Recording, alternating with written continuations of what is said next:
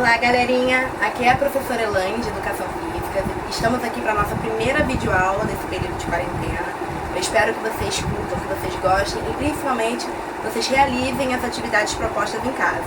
Vamos ter dois momentos, teórico e prático, e eu espero de coração que vocês estejam absorvendo, porque nós professores estamos procurando dar o melhor de nós para oferecer a vocês, tá? Beijos e boa aula! Olá galerinha do 8º e do 9º ano, estamos aqui para a nossa primeira videoaula de Educação Física. Eu quero deixar uma coisa clara com vocês a respeito dos conteúdos. Nós íamos entrar com conteúdo novo, esse bimestre iam ser 2 conteúdos, para vocês fazerem os trabalhos, os testes e as provas, porém devido a essa crise vão ficar muito apertados para vocês poderem estudar, vai ficar uma coisa muito maçante e vai ficar muito conteúdo, muito em cima, muito superficial na hora de fazer as provas. Então, eu vou optar por ficar com conteúdo só, tá? Vai ser esse conteúdo desse bimestre e dependendo da situação do segundo, a gente vai lançar os conteúdos que ficaram pendentes, ok? Eu vou disponibilizar uma apostila completa, não liguem se durante a gravação da aula eu me referi a termos que eu não usei com vocês, justamente porque essa aula não foi feita só para a turma de vocês, ok? Foram feitas para outras turmas que estão apenas revisando o que já foi dado. Então, prestem muita atenção. Esse é só um resumo da apostila, do conteúdo que eu já dei no caderno e da apostila que eu havia falado com vocês, tá ok? Essa apostila eu vou estar disponibilizando via Discord, eu vou postar lá no grupo de vocês. E caso quem não tenha baixado o aplicativo, eu vou estar enviando as apostilas para a Analice e para o Vinícius, para elas disponibilizarem para vocês via WhatsApp, tá ok? Então, eu espero que vocês gostem. A matéria prática também, a atividade prática vai estar disponível para vocês irem fazendo em casa, só para vocês não se manterem parados nesse período de quarentena, tá? Eu espero que vocês gostem, que vocês prestem atenção, tá ok? Porque mais pra frente nós vamos ter muito mais atividades, tá? Beijinhos e bom estudo! Revisando o conteúdo de jogos de estratégia. Quem estiver com a apostila pode acompanhar da apostila. Eu vou abordar por tópicos, eu não vou botar textos longos, eu vou mais fazer uma explicação breve do que nós já vimos em sala de aula. Bem, vamos falar um pouco sobre a origem dos jogos de estratégia, que nós havíamos falado que antigamente grandes filósofos, matemáticos, físicos, químicos, pessoas que hoje em dia nós são consideradas pela humanidade os gênios, eles procuravam também, além de seus estudos, eles procuravam exercícios e pequenos jogos para poder aumentar o seu nível de habilidade cognitiva, inteligência e seu raciocínio.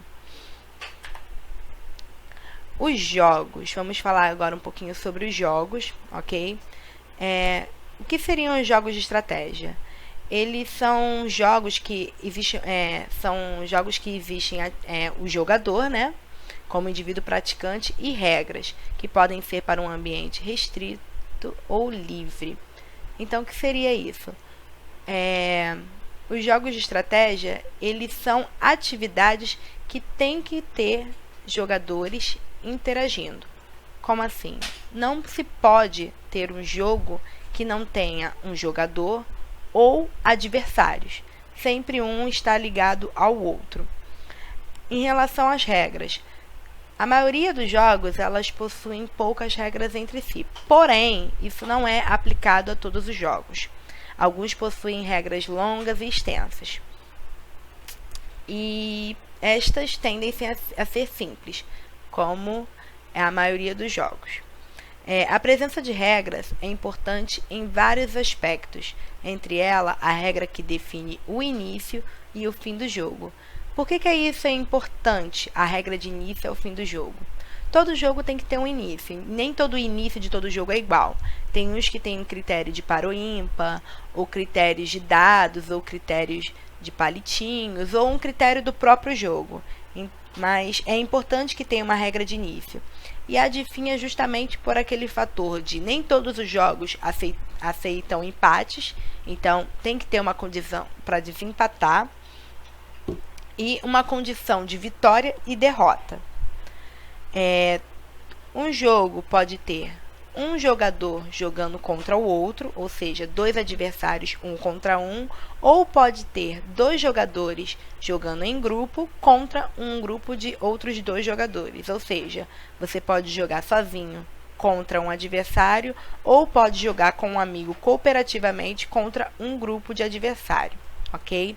E é muito importante que haja interatividade entre os jogadores.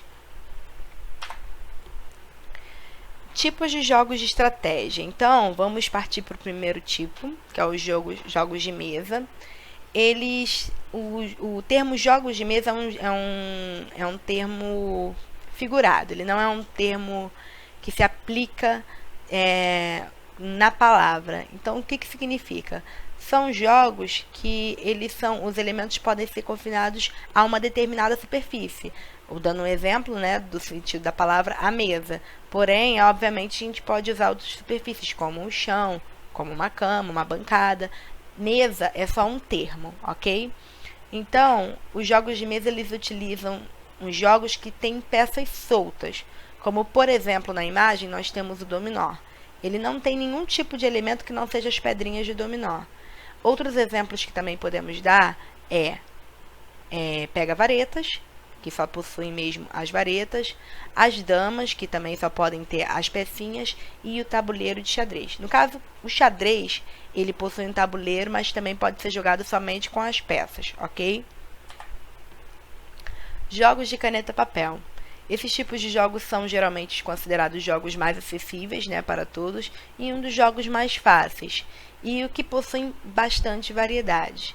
Eles são jogos que a ferramenta central dele é o material de escrita, ou seja, uma caneta em papel ou um lápis em papel.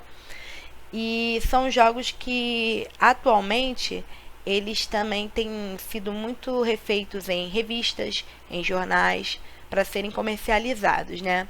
Temos um exemplo aí da imagem do jogo da velha, mas também temos outros exemplos como jogo dos 7 erros, a dedonha, forca, sudoku, entre outros. Jogos de carta. Os jogos de cartas, eles são bem extensos, né? Porque existem o baralho padrão, que é esses que vocês podem ver na imagem, que é o baralho de naipes. E existem os baralhos que são personalizados para determinados jogos. Ou seja, um exemplo muito claro de um baralho personalizado é o Uno, que é para um determinado jogo, ok?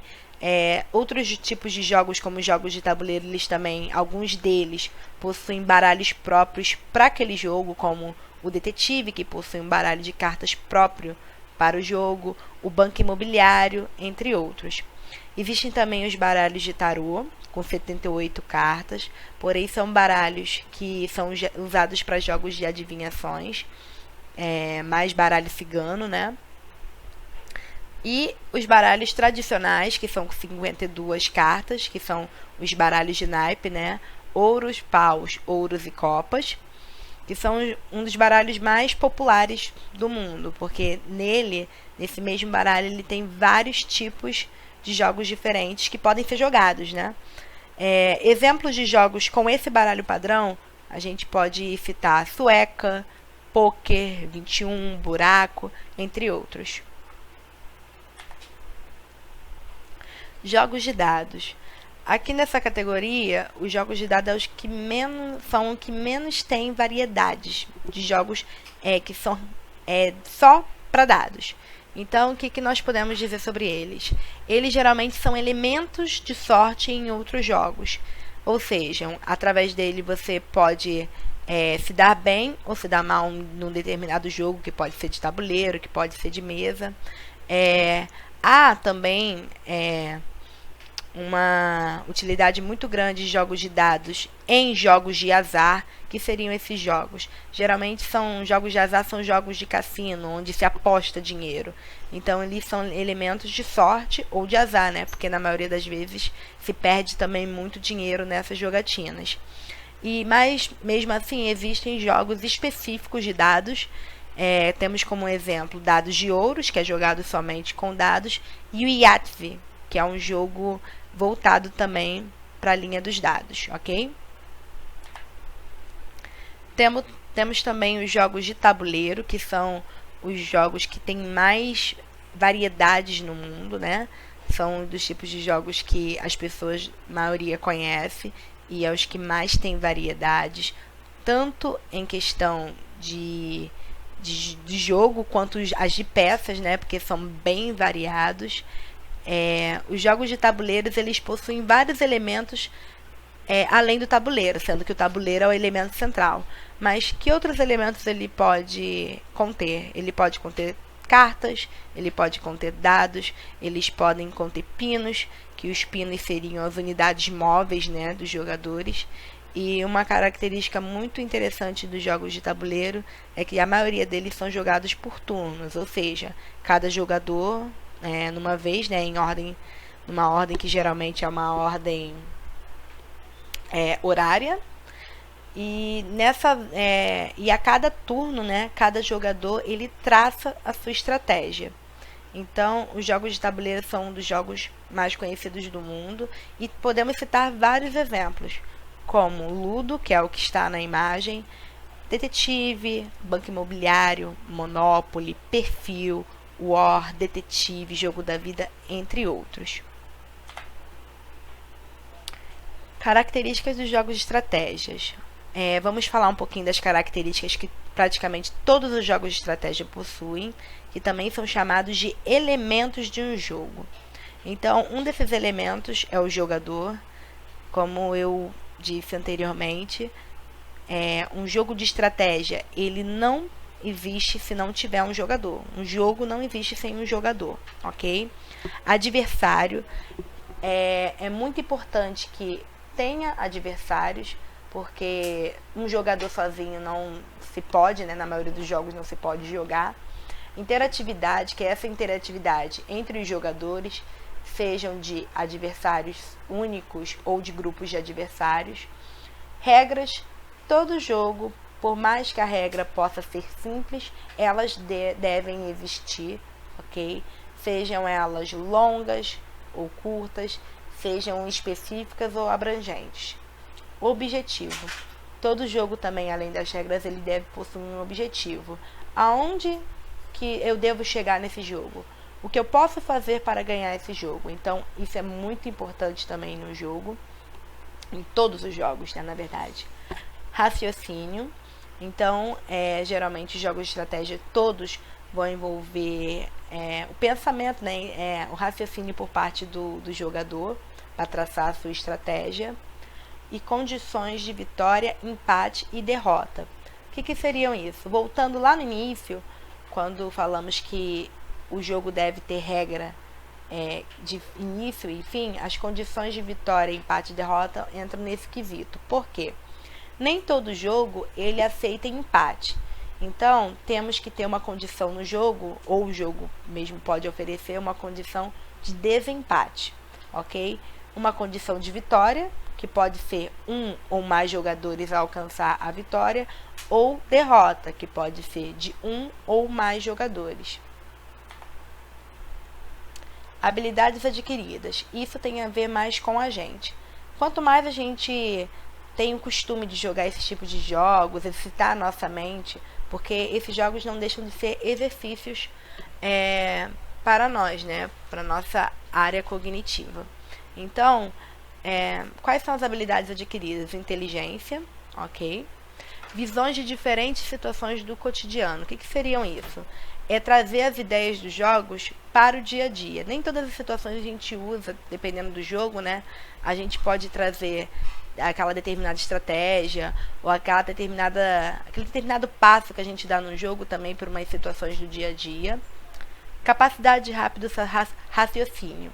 Então, quanto mais praticamos esse tipo de atividades, mais isso vai melhorar no nosso raciocínio. Ideias e pensamentos bem planejados. Então, quanto mais o costume nós tivermos de praticar esse tipo de exercício de atividade, os nossos pensamentos no dia a dia, as nossas ideias, elas sempre vão ser mais organizadas na nossa mente. Agora vamos para as atividades práticas.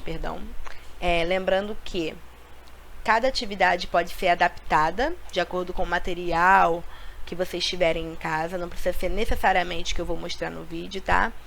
Se quiserem, peçam ajuda a um responsável de vocês para poder estar auxiliando, ajudando vocês nessas atividades, ok? E para nossa atividade prática, galera, tô trazendo um jogo conhecido de vocês, né? O jogo da velha, porém em versão de corrida.